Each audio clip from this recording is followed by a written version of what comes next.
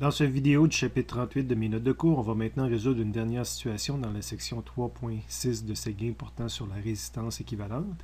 La situation 4 qui s'intitule Une branche en résistance prise 2, parce qu'on avait résolu le même genre de problème à la situation 3. On peut prendre connaissance de cette nouvelle situation à la page 258 de Séguin. Après une première lecture, on s'aperçoit qu'on nous demande encore de calculer la résistance équivalente d'un circuit constitué d'un ensemble de résistances de 60 ohms. Exceptionnellement, j'ai redessiné ici le circuit tel qu'il apparaît dans la situation suggérée par Séguin, mais je voulais pouvoir discuter de la situation et la comparer avec la situation précédente, parce qu'on pourrait avoir le réflexe de dire « Ah, il y a encore un court-circuit, R1, R2 sont court-circuités ». Mais tout à l'heure, j'avais quand même pris le temps de redessiner ce circuit. Et là, bizarrement, si quelqu'un voudrait faire justement un coup rapide puis dire qu'est-ce qui se passe avec ce circuit-là, la vision rapide du circuit qu'on devrait avoir, c'est que les trois résistances sont en parallèle. Que ce circuit-là est tout simplement équivalent, on va voir avec un coup intermédiaire tout à l'heure, mais est tout simplement équivalent à une pile mise avec trois résistances en parallèle à ses bornes. Comment est-ce qu'on peut voir ça? J'ai identifié les bornes là, pour pouvoir se reconnaître, s'y référer. Donc, quand je pars de la pile, j'arrive au point A où j'ai le choix. Donc, j'ai redessiné ici, un peu comme on le faisait jusqu'à maintenant, vraiment la façon qu'on le faisait. Donc, j'arrive, c'est mon départ, et j'ai un choix. J'ai un choix de passer à travers la résistance R1,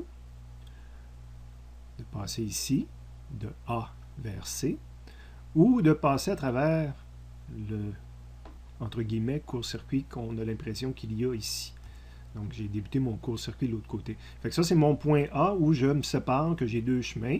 Si j'ai décidé de passer à travers R1, un coup que j'ai fini de passer à travers R1, je me retrouve à C, mais surtout, j'ai un chemin direct pour aller à la pile. Donc, c'est le chemin qui est dessiné ici. Je me retrouve à C et j'ai un chemin direct pour aller à la pile.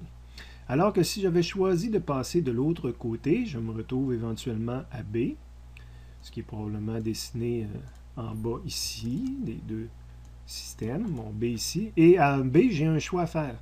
Soit que je passe à travers R2 pour me retrouver à C, mais surtout me retrouver prêt à aller directement à la pile.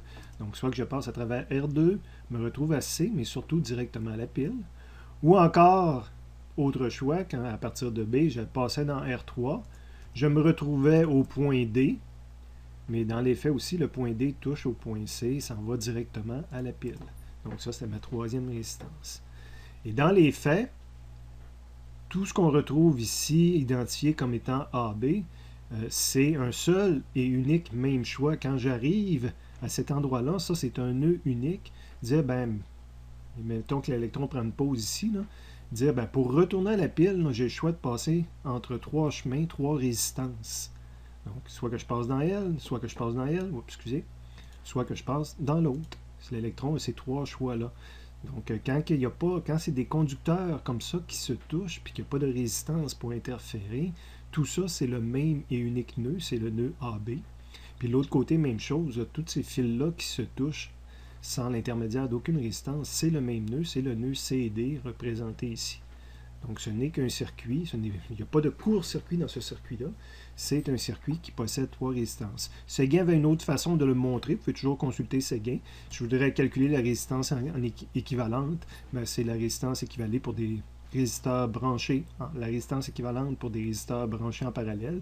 Il y en a trois, donc je peux prendre la formule où je le fais juste avec deux.